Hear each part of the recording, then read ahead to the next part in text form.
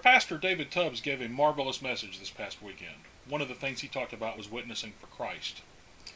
That made me think of attending a Baptist church as a teenager and being part of an evangelism explosion team.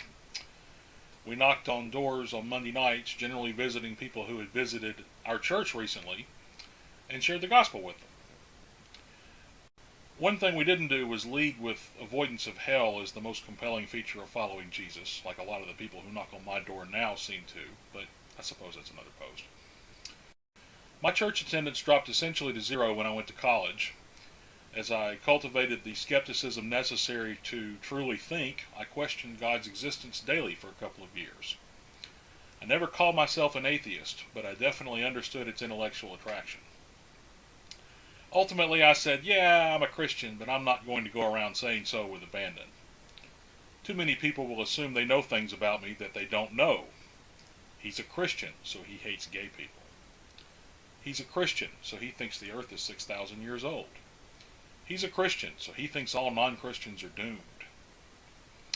It gradually occurred to me that holding the views I hold about such things and loving Jesus could perhaps be a more powerful witness for Christ than anything I'd ever done.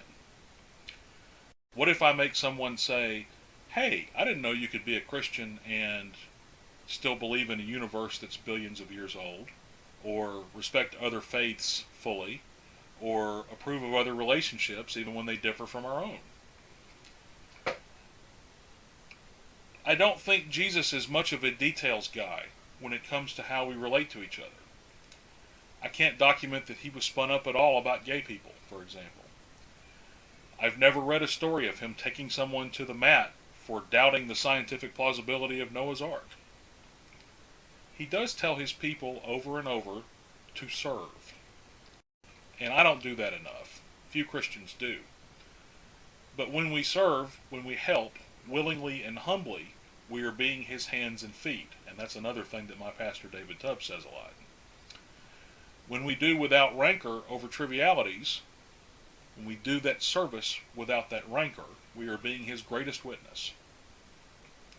Let's make people say, oh, he's a Christian, so he helps people.